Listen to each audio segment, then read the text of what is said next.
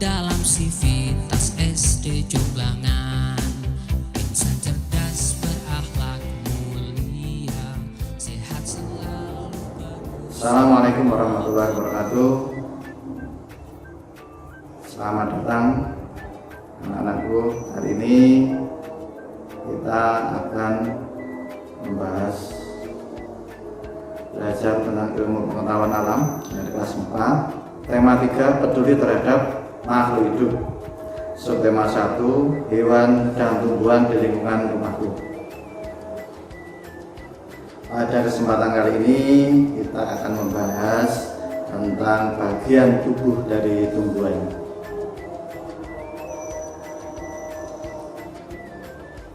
Tumbuhan ini contohnya ya, kita ambil contoh yaitu tumbuhan pohon kelapa. Ini bagian-bagian dari pohon kelapa, yaitu daun, buah, batang, bunga, akar, dan biji. Ini daun, ini sebagai tempat pembuatan makanan, yaitu proses fotosintesis. Kemudian ada juga berfungsi sebagai tempat pernapasan. Kemudian buah, ini tempat penyimpanan cadangan makanan. Kemudian di bagian batang ini sebagai bahan bangunan, contohnya ya, ini penopang tumbuhan agar tetap tegak. Kemudian mengangkut air dan mineral dari akar menuju ke daun. Dan bagian bunga ini sebagai alat perkembangbiakan. Kemudian di bagian akar ini menyerap air dan zat hara atau mineral dari dalam tanah menuju ke batang, kemudian daun. Kemudian ada bagian biji, jadi pembuahan di sana ya. Kemudian yang bagian akar, ini bagian-bagian dari akar, yaitu yang pertama adalah batang akar, kemudian kedua cabang akar, kemudian ketiga rambut akar, dan ujung akar.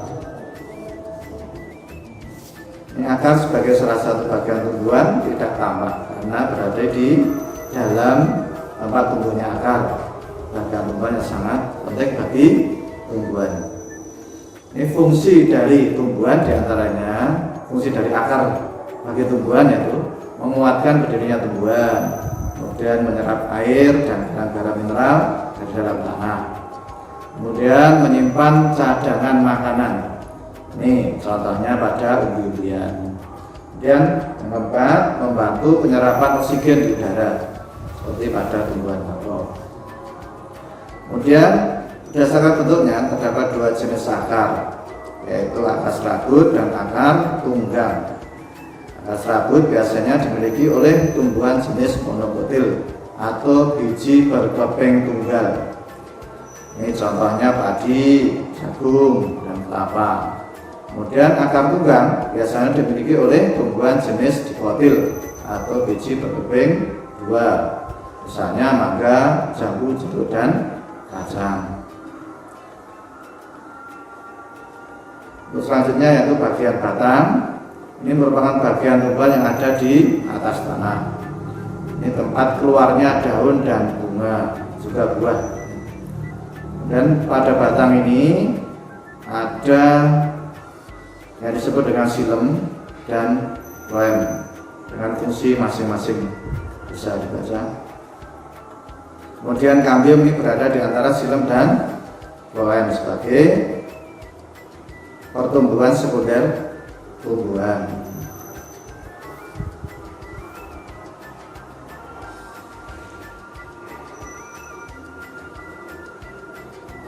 Kemudian daun, ini daun bagian tumbuhan yang berfungsi sebagai tempat berlangsungnya fotosintesis. Ini daun banyak mengandung zat warna hijau atau klorofil. Ini terdiri dari tangkai daun dan helaian daun. Di samping bagian tersebut ada beberapa jenis tumbuhan yang mempunyai pelepah pada daunnya. Daun pun mempunyai susunan tulang daun. Susunannya tulang daun ada yang menyirip, menjari, dan sejajar. Ini daun dibedakan menjadi dua macam, yaitu daun lengkap dan daun tidak lengkap. Daun dikatakan lengkap jika terdiri atas 3 bagian, yaitu pelepah, tangkai, dan helai daun. Contohnya adalah daun pisang.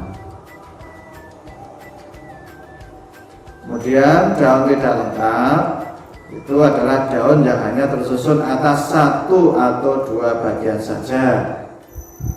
Contoh yang tidak memiliki daun tidak lengkap adalah mangga. Dan mangga ini hanya terdiri atas bagian tangkai dan helai daun saja. Kemudian untuk bunga ini bagian tumbuhan yang berfungsi sebagai alat perkembangbiakan.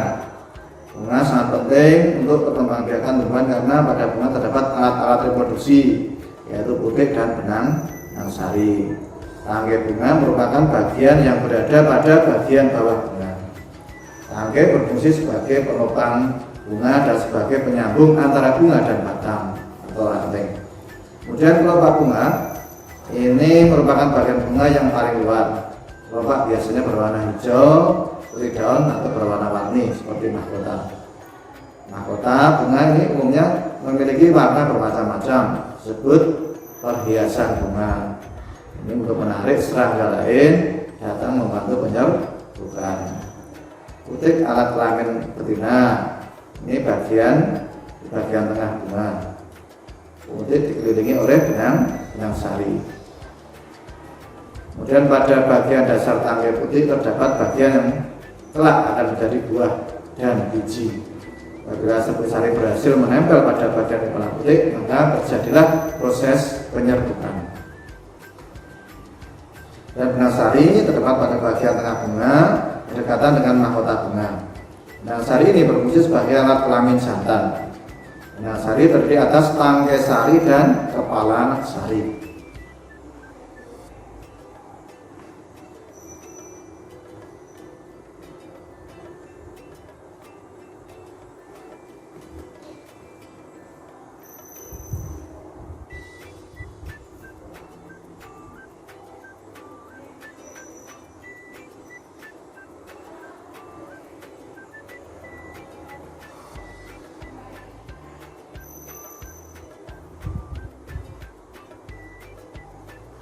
Oke, selanjutnya adalah bagian buah.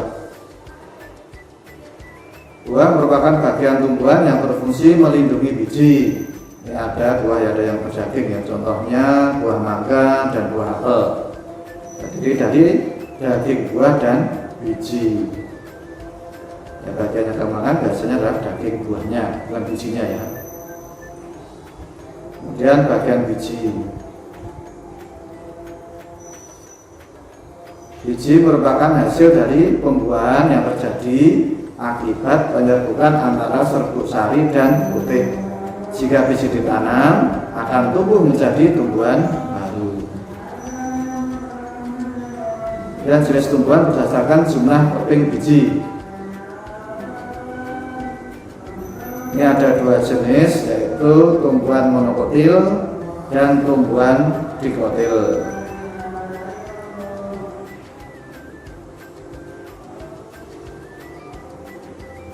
Ini contohnya ya, untuk tumbuhan monokotil ini ada tanaman jagung. Kemudian yang dikotil ini ada kacang tanah. Ini ciri-cirinya, yaitu untuk monokotil ini akarnya serabut, kemudian yang dikotil akarnya akar tunggang. Untuk batang, ini tumbuhan monokotil ini ada batang beruas, kemudian yang dikotil itu batangnya berayu. Daunnya juga berbeda, yaitu jenisnya itu daun sejajar untuk monokotil dan daun menjari untuk tumbuhan dikotil. Ini buahnya terbuka untuk monokotil dan tertutup untuk tumbuhan dikotil. Oke, sekian video pembelajaran kali ini, semoga bermanfaat dan sampai jumpa ya pada video berikutnya. Dan terima kasih. Assalamualaikum warahmatullahi wabarakatuh.